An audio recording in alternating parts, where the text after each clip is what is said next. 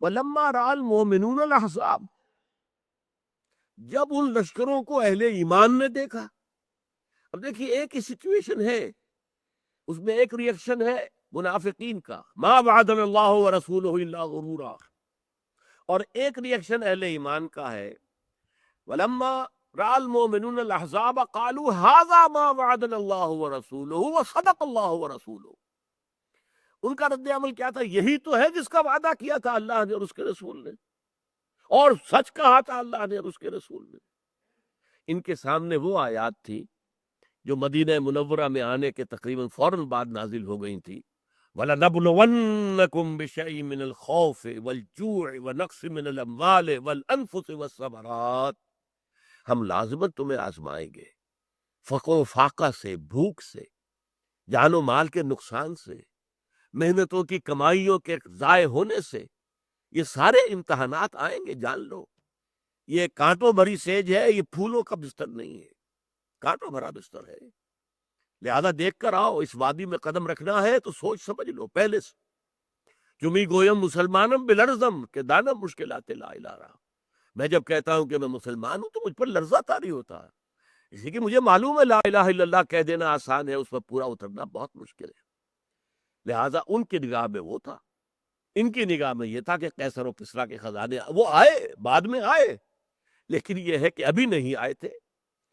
سراقہ سے کہہ دیا تھا حضور نے جب وہ آیا تھا گرفتار کرنے کے لیے، اور 2 مرتبہ اس کے گھوڑے کے پاؤں جو ہے وہ ریت میں دھس گئے، اور اس نے نشانی دیکھ کر پھر آ کر معافی مانگی اور اسلام لے آیا.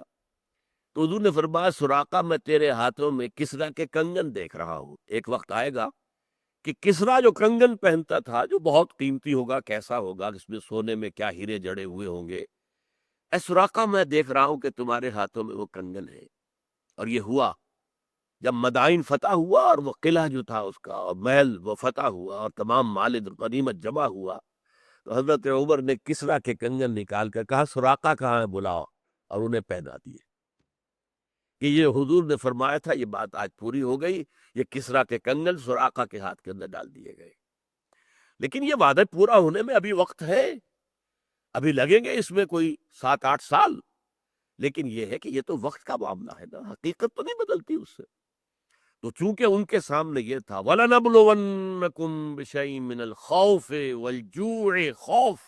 اب دیکھیے خوف انتہا کو پہنچ گیا غزوہ احزاب کے وقت. جو بھوک کا یہ عالم تھا کہ لوگوں نے جب کہ وہ خندق کھود رہے تھے تو پیٹوں پر پتھر باندھے ہوئے تھے اپنی چادروں سے کس کر، تاکہ کمر دوہری نہ ہو جائے بھوک کے مارے. اور جب حضور سے کہا حضور اب ہمارے لیے ناقابل برداشت ہو گیا ہے یہ فاقہ، دیکھیے ہم نے پتھر باندھے ہوئے. حضور نے اپنا کرتا مبارک اٹھا کر دکھایا، وہاں 2 پتھر بندھے ہوئے تھے. تو یہ صورتحال اہل ایمان کے اوپر آئی ہے. خوف بھی تھا، بھوک بھی تھی، لیکن ان کی زبانوں پر ترانہ کیا تھا؟ آواز ملا کر نحن الذین بایعوا محمدا علی الجہاد ما بقینا ابدا. یہ شعر بخاری شریف میں آیا ہے. ہم وہ لوگ ہیں جنہوں نے محمد سے بیعت کی تھی جہاد کی، اب یہ جہاد جاری رہے گا جب تک جان میں جان ہے. بھوک ہے، فاقہ ہے، نقاہت ہے، جان تو اندر ہے نا. ابھی جان نکل جائے تو ہم سرخرو ہو جائیں گے، بات ختم ہو جائے گی. جب تک جان میں جان ہے ہم یہ جہاد جاری رکھیں. ایک اور شعر آتا ہے، یہ بھی بخاری شریف میں ہے، اللہم لا عیش الا عیش الاخرہ. صحابہ یہ کہتے تھے اے اللہ عیش تو بس آخرت کا عیش ہے، دنیا کا عیش آنی جانی شے ہے.